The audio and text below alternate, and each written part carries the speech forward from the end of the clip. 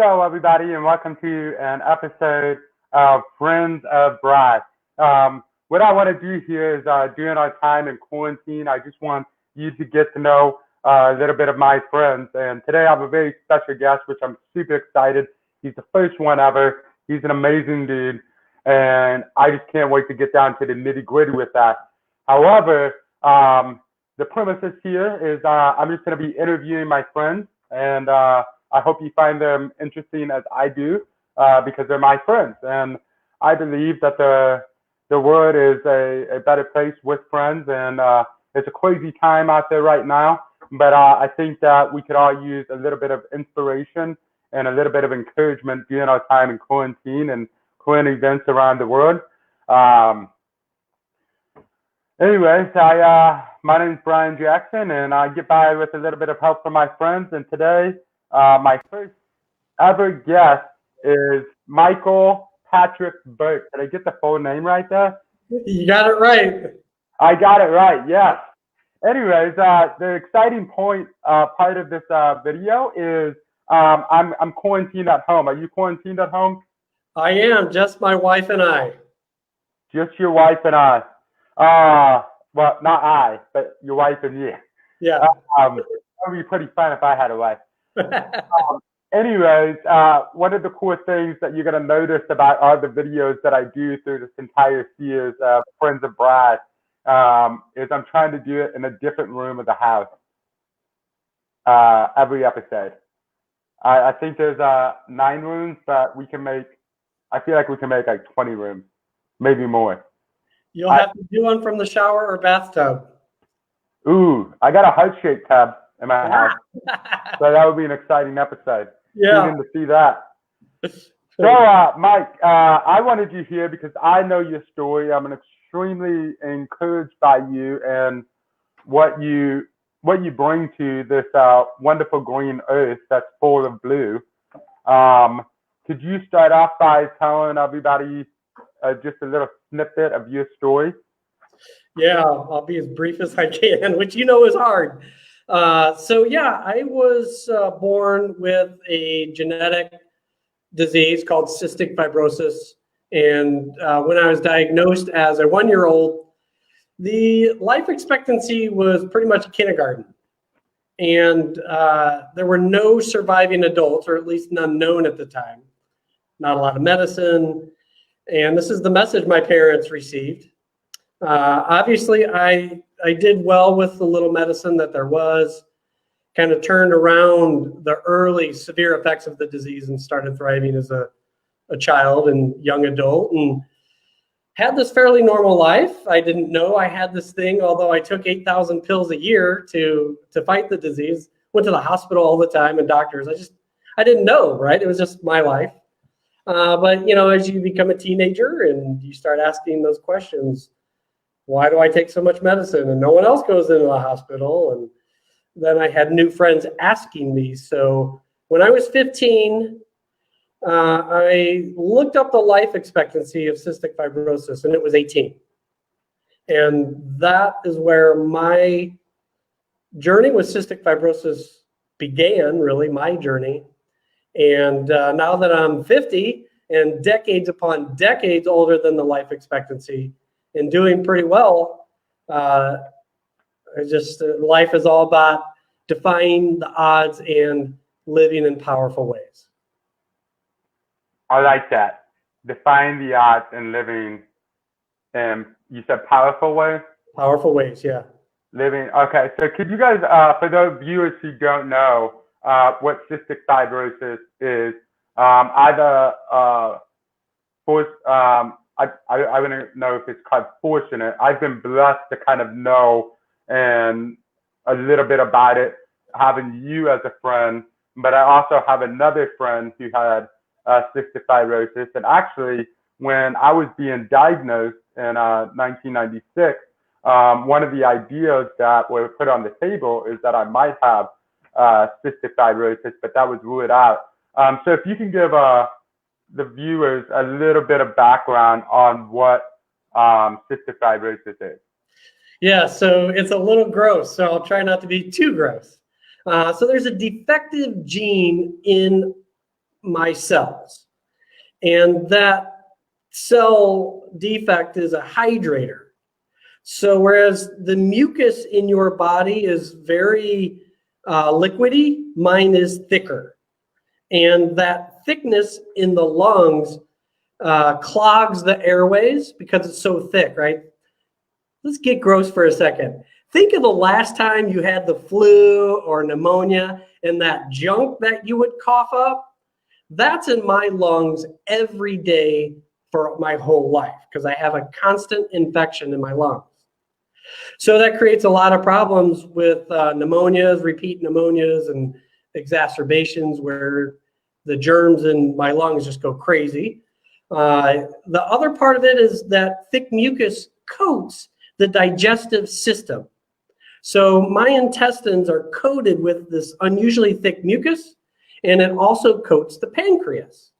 So as I got older and the disease progressed, I became diabetic because the underlying disease of cystic fibrosis destroyed my pancreas.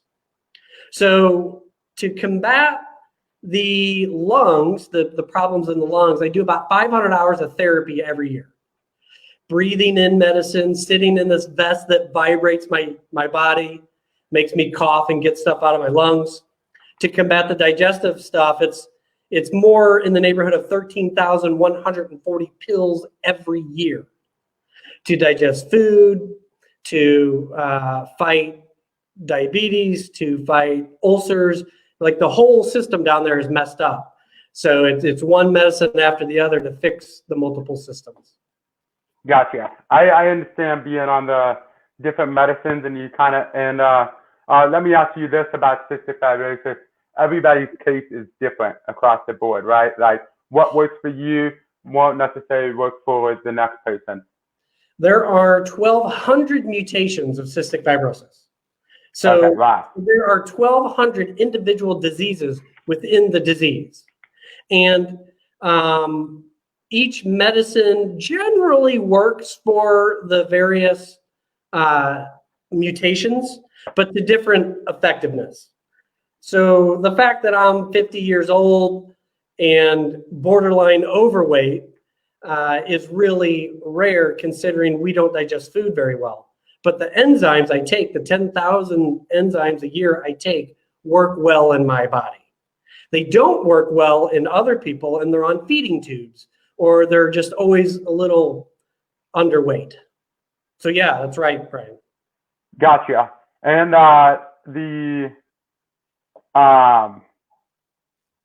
can you explain how if you see 65 roses, how that came about? Because I love that story. Yeah, that's a fantastic story. So cystic fibrosis is a rare disease. There's only 70,000 people in the world with cystic fibrosis right now. So back in the 60s, it was really unknown. The doctors knew nothing about it. And there was a mother down in Florida, and she had 2 boys with cystic fibrosis. And she started raising money. She was one of the founding members of the foundation to start raising money. And she was on the phone all the time, and she traveled, anything to raise money for her boys. So obviously she would say cystic fibrosis 100 times a day. And her little boy, her older boy, who was maybe 6 or 7 at the time, says, "Mommy, I know why you're so busy all the time." And it kind of hurt her, right? That she was so busy and maybe not paying attention to him. And she says, "Well, honey, why do you think that is?" She says, "You want to cure 65 roses." Because he couldn't say cystic fibrosis. So it became a national campaign shortly after that, and has been our motto or national campaign for the past, what are we going on, 60 years, something like that? All right. Yeah. So let me, before we get down to you as a person, I just want to clear up a little bit more. It's a fact. Once again, I apologize. I'm not trying to say like this cystic fibrosis is amazing. By no means it affects people's lives. I just find the human biology and the way other organisms interact, such as the flu. Right now we have COVID-19 that's trying to run around. And so one thing that I would like to just personally ask about, are you one of the oldest people living with cystic fibrosis? And what is the normal life expectancy? So the median life expectancy, which is that more of an average, I believe, is in the neighborhood of 42. So it changes each year because we're all living a little bit longer every year. Last time I looked at the numbers, this is a fact, only 50% of CF patients are over 18. So last I saw, 5% were over 40. So now that I'm 50 and a couple months old, it's in the single digits. I know that I am the second oldest or third oldest in St. Louis. But there are plenty of older patients than myself around the country. Mm-hmm. I shouldn't say plenty, a handful. Yeah, and so due to, advancement in technology and medication, people, from my understanding, you don't have to share anything about this, you just found a medicine that is working a lot better, right? And so we have these medical advances as well that is allowing people to live longer. We just have to still take precautions. Yeah, serious. In January, I started a revolutionary medicine that treats that cellular defect I mentioned early on. So all the medicine I've taken from 18 months old till January 5th treated a symptom of cystic fibrosis, the malnutrition, the acidic stomach, the mucus, the coughing, the infections. It was all symptom related. The new medicine that came out, when I started taking it on January 5th, I'll never forget the date, treats the underlying genetic defect. So the defect in the cell is being corrected, maybe even not 100% corrected, but my cells are working in ways that they've never worked before. So my body is digesting food better. It is processing oxygen better. So not only do I feel better, I don't cough anymore. You haven't heard me cough one time during this broadcast. And that's a miracle. The disease has been reversed by 20 years with this one medicine. Wow. Yeah.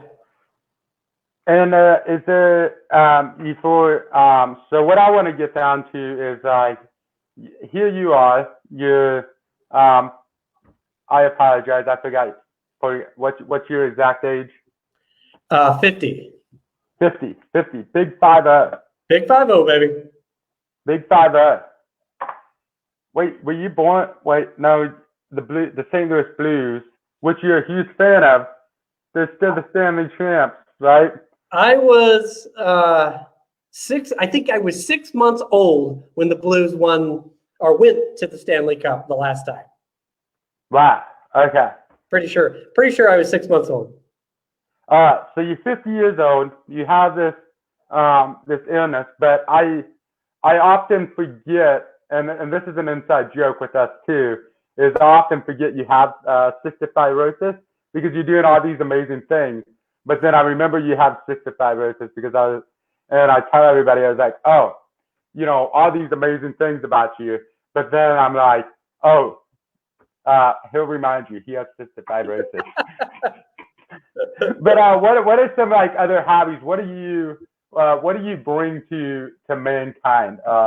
You're an author, you're a speaker, you coach people. Tell us a little bit about that, man.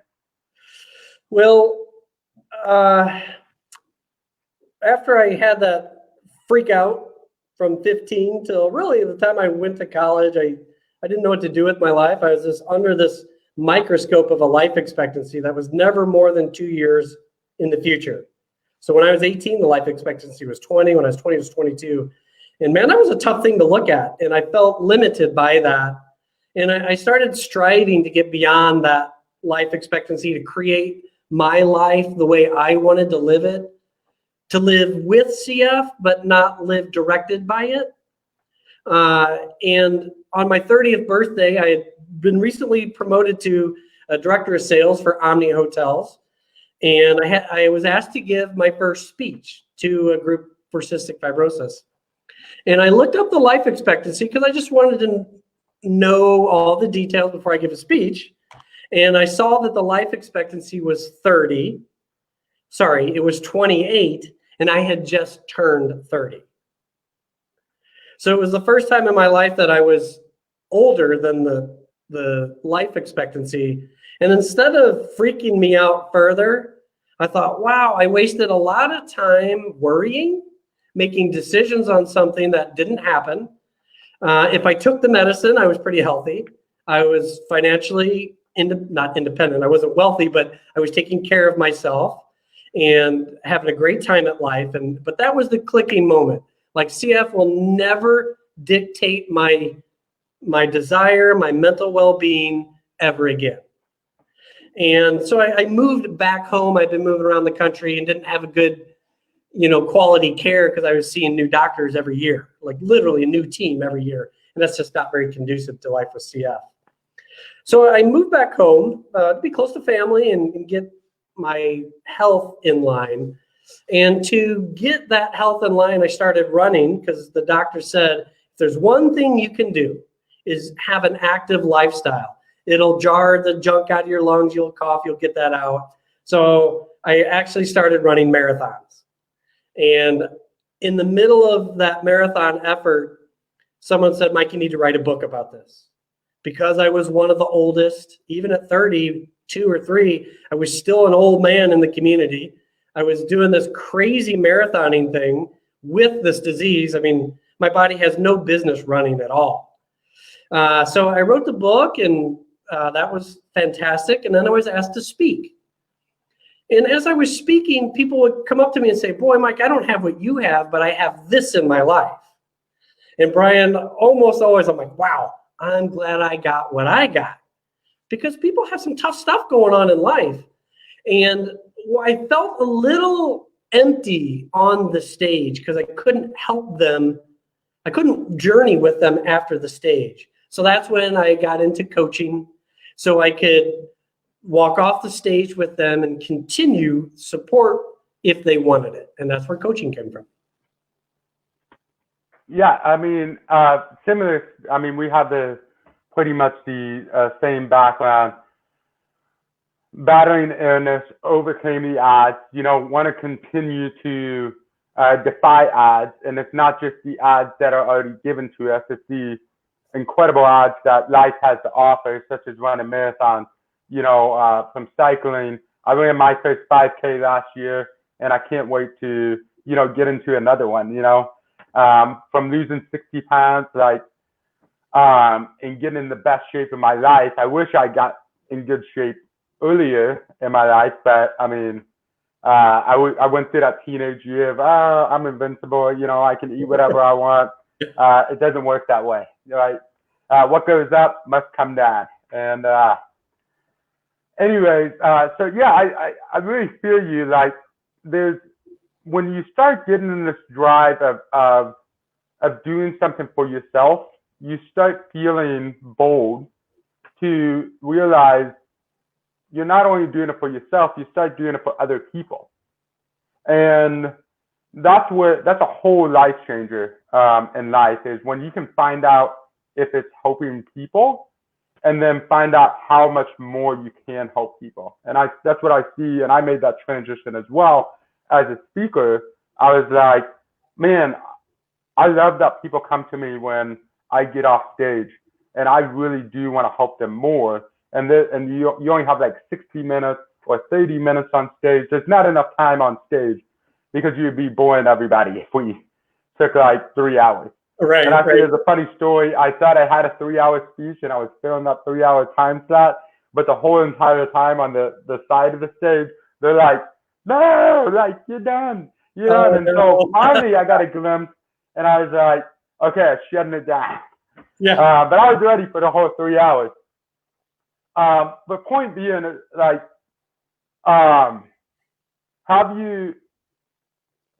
what inspires you as a person to continue to help people and continue to defy the odds? So for a long time, I didn't want anybody to know about my life with cystic fibrosis. I have high school friends who learned I wrote a book, and they're like, why'd you write a book? Like, good, close friends that I just didn't trust myself, I guess. I didn't want to be judged. I didn't want to be different from others. So I kept it secret. And that was really unhealthy, but I was unsure of myself. And when you're unsure of yourself, you really can't help others because you're trying to figure yourself out. So in that journey of going out on my own, traveling the country, creating my success on my own, I always had mentors. I always people supporting me, but I went to go create my life. And each time I had success, whether it was in career or relationships or whatever it was, I got more bold with my vision for the future and my vision for myself. I started tapping into things that were inside me that I didn't know were there, right? Because in those teen years, I just withdrew, and I didn't know I was bold and adventurous and daring, right? And my confidence I was not letting that confidence come out. And as I graduate from college and then do this career thing with a lot of success, then this marathoning thing, and eventually an Ironman and all kinds of crazy endurance events, the floodgates opened, and that gave me the ability to help others because I was confident in myself, secure in myself, and I knew my talents, and I knew where I wasn't talented, and I'm okay with that, right? The neat thing about business and life is I don't have to be everything. You know, my wife, opposites attract. She's a huge critical thinker and loves details. She's an IT professional, and I don't even want to do those things. So I can be big and bold and big thinker and creative, and she can help me get the details done in life. And that's what friends are for. That's what business partners are for. That's what, employees are for, because you can't be everything. And once you are comfortable knowing you don't have to be everything, but you have these great talents, then you can give those talents freely to others. Yeah. So Mike, I just have some questions. The big thing of why I wanted to start this is not only to show off my friends, because I have the most amazing friends and mentors and stuff, and I want people to be a little jealous, but no, I'm kidding. How's your time with quarantine and all this COVID-19 going? Fine. I'm working. I work from home. My wife has been working from home for, 6-7 weeks, and she will continue doing that as long as we need to, because I am immunocompromised. But for us in the cystic fibrosis community, we're used to distancing. So about 15 years ago, they found out that we were transferring germs to one another. And now these aren't common colds. These are germs that kill. Now, you might get my germ, but your normal lungs, it's not impacted. But other CF lungs can be seriously damaged. So they made a rule. We had to be 6 feet apart from one another. And this is 15 years ago. And for those folks who might know the movie 5 Feet Apart, that's about 2 young kids with CF. That's where that came from. Well, after that original distancing directive, a few years later, they said, no contact whatsoever. You can't even be in the same room with someone with CF. So I couldn't go to fundraisers. I couldn't go to my own fundraisers unless I was the only person with CF in the room. And that was hard at first, right? We're creatures of connection. Even the most introverted person craves some human contact. And I'm a giant extrovert, so it was hard, but we got creative. I thought, well, if I can't be in this big room raising money, maybe I can do virtual stuff, which I started doing. And then a few years ago, my wife and I said, well, if we can't go to events, let's have our own. So we had our own cystic fibrosis fundraiser now for 3 years, raising about $8,000 per event, and it's getting bigger. So we adapted. So this isn't bad for us, right? We're used to being around each other all the time because we don't have any kids. And she took over my office. So she just closes the door when she has her conference calls or when I have mine, and we're getting along great. So what do you do to bide your time? I mean, is there any like cool activities that you can encourage people to do during this time? Well, there's a few things I do. So I am, my running days are over, just some mechanical issues with my body. I can't do those distances anymore. So I ride my bike. Last year, I rode my bike 3,100 miles for the year. This year, I'm gunning for 3,500. So I'll do that, and I can do that out in the corn and bean fields of St. Charles, totally distanced. And then I have this little obsession with Legos.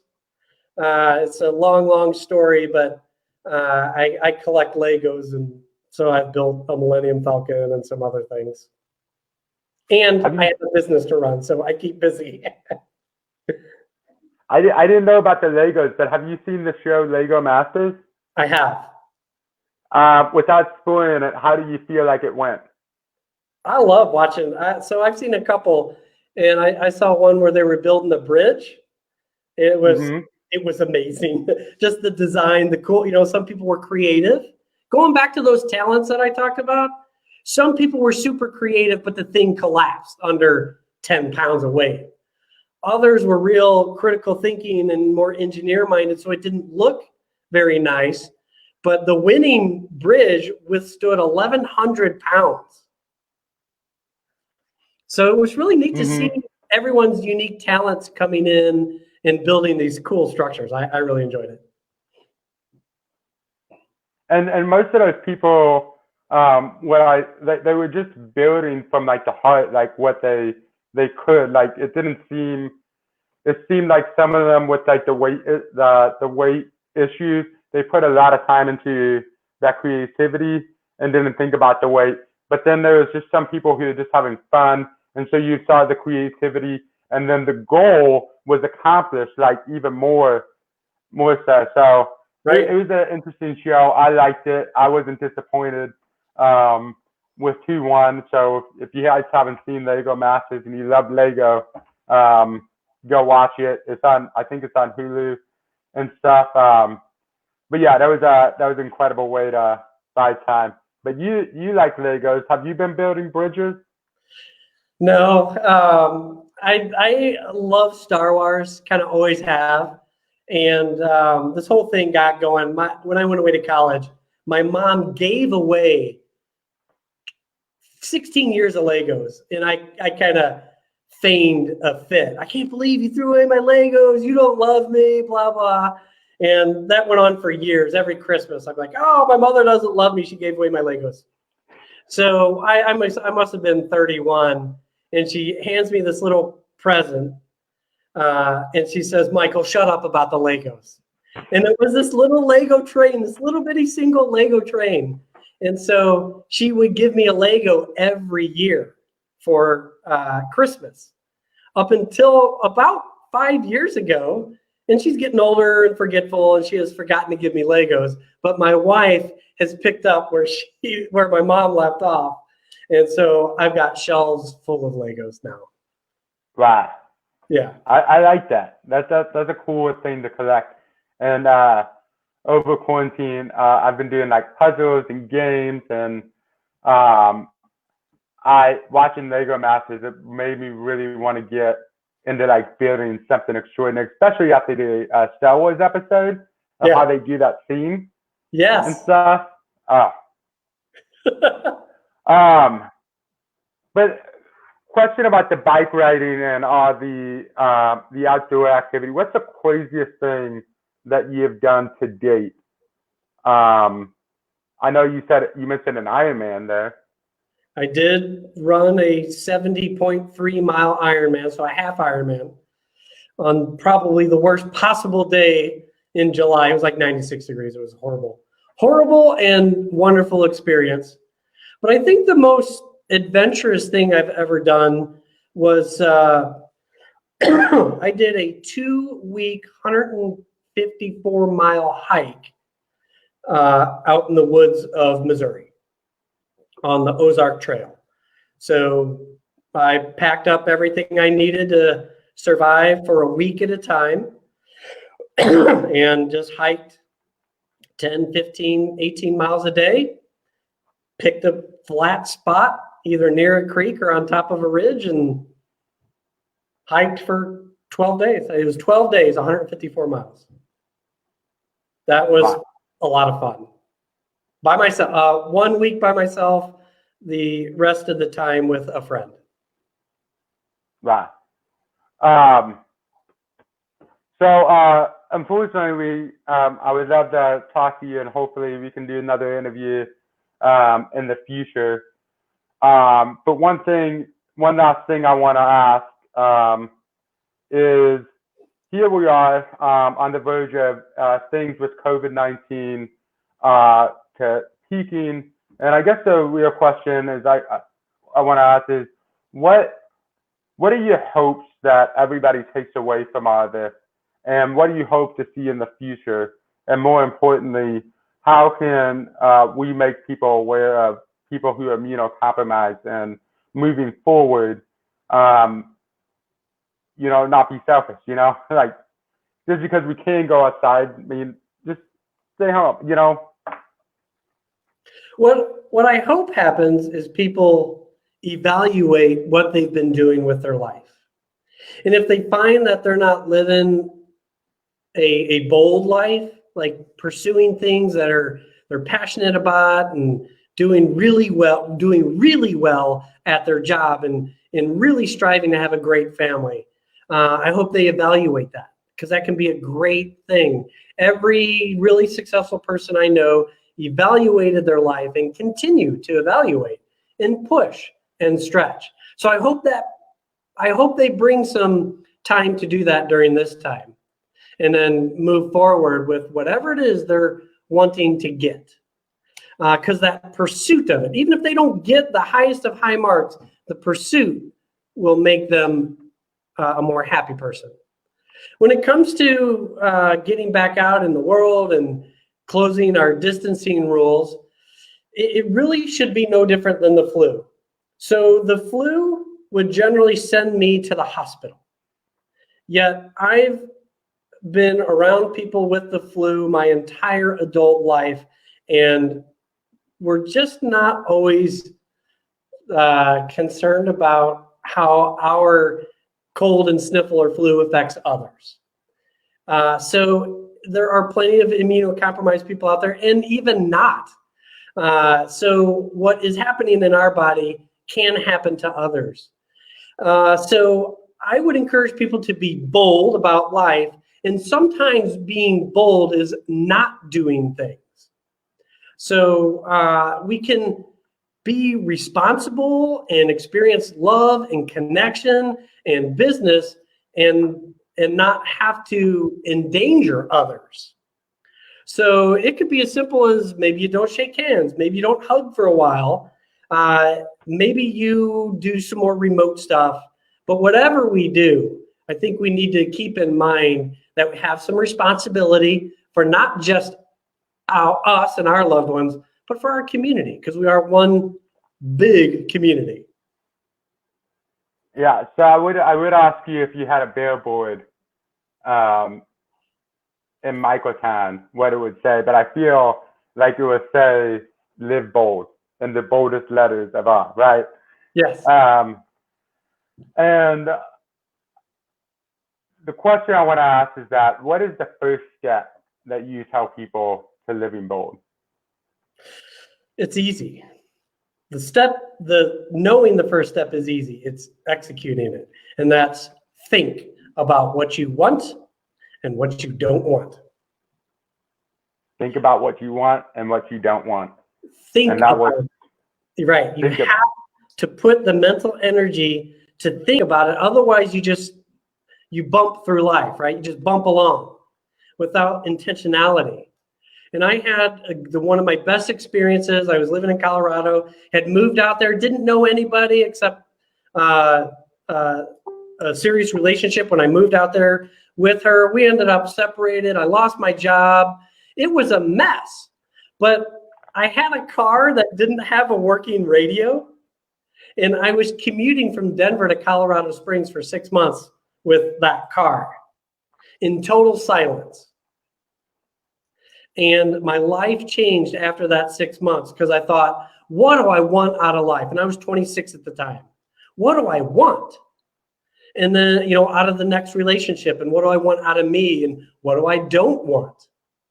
So every night and every morning, my head was free from the noise of the radio, and I just had me and my thoughts. And then all the years of running marathons and training thousands of miles in thousands of hours by myself was great thinking time and productive thinking time.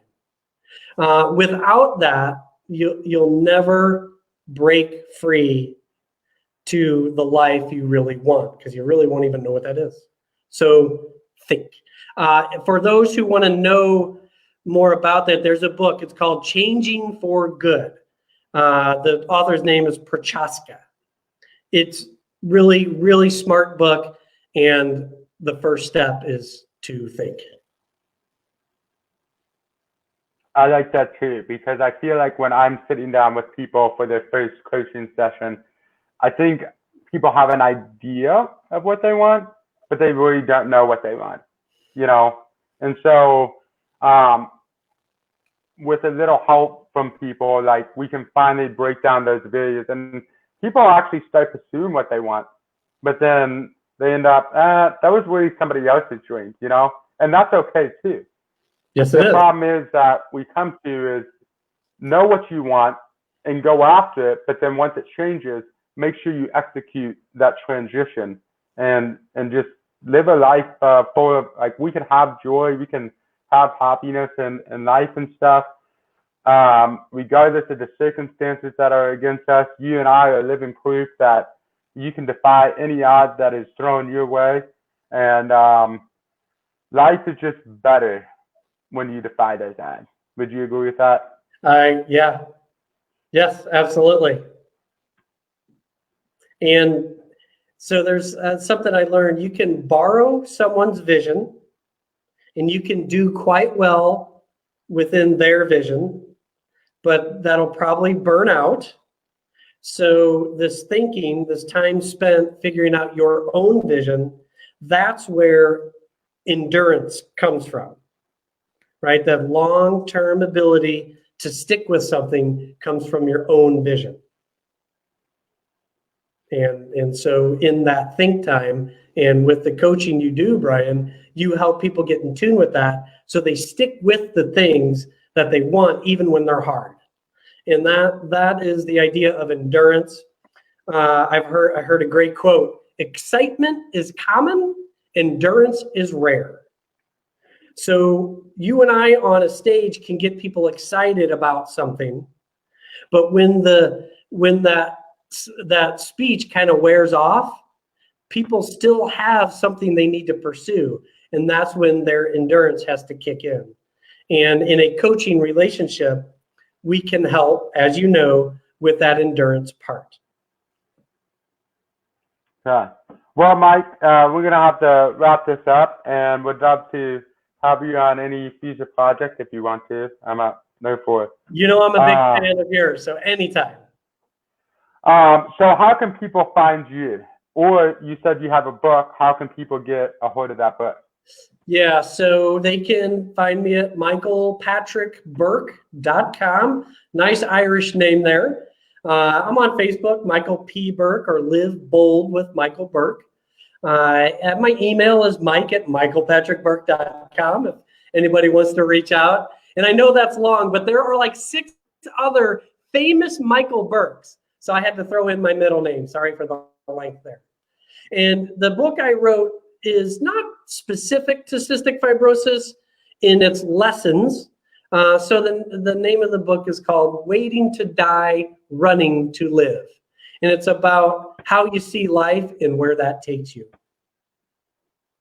And that's on Amazon. And if they order it on Amazon, I will see it and I can handwrite a little note to them.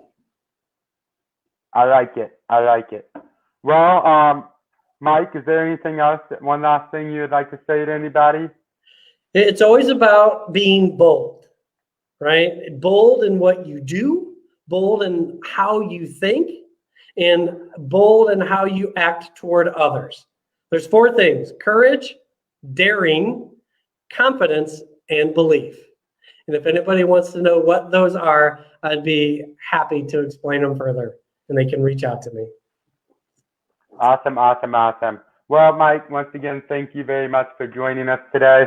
If you guys want to appear on Friends of Brry, hit me up, or if you have any questions for Michael or I, either feel free to leave them in the comments, or please reach out to him, because your friends are my friends, and this is Friends with Brry. Thank you very much.